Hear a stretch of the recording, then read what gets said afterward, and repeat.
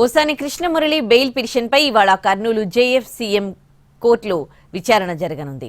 కర్నూలు జైల్లో ఉన్న పోసానిని భవానీపురం పోలీసులు పీటీ వారెంట్పై విజయవాడ తీసుకువెళ్లి కోర్టులో హాజరుపరిచారు. మెజిస్ట్రేట్ రిమాండ్కు ఆదేశించడంతో తిరిగి కర్నూలు జైలుకు తరలించారు. చంద్రబాబు, పవన్ కళ్యాణ్, లోకేష్ ను దూషించారని ఆదోని 3 టౌన్లో నమోదైన కేసులో అరెస్ట్ అయి కర్నూలు జైల్లో ఉన్నారు పోసాని. ఇప్పటికే ఆదోని పోలీసుల కస్టడీ పిటిషన్పై మెజిస్ట్రేట్ తీర్పు రిజర్వ్ చేశారు. దీంతో పోసాని బెయిల్, కస్టడీ పిటిషన్లపై ఉత్కంఠ కొనసాగుతోంది. పోసానికి ఇప్పటికే కడప కోర్టు బెయిల్ ఇచ్చింది. నరసరావుపేట, కర్నూలు జేఎఫ్సీఎం కోర్టుల్లో బెయిల్ రాలేదు. అలాగే విజయవాడ భవానీపురం కేసులో ఈ నెల 20 వరకు రిమాండ్ పడింది. దాంతో కోర్టు బెయిల్ ఇచ్చిన పోసాని కృష్ణమురళి బయటకు రావడం అనుమానమే అని తెలుస్తోంది.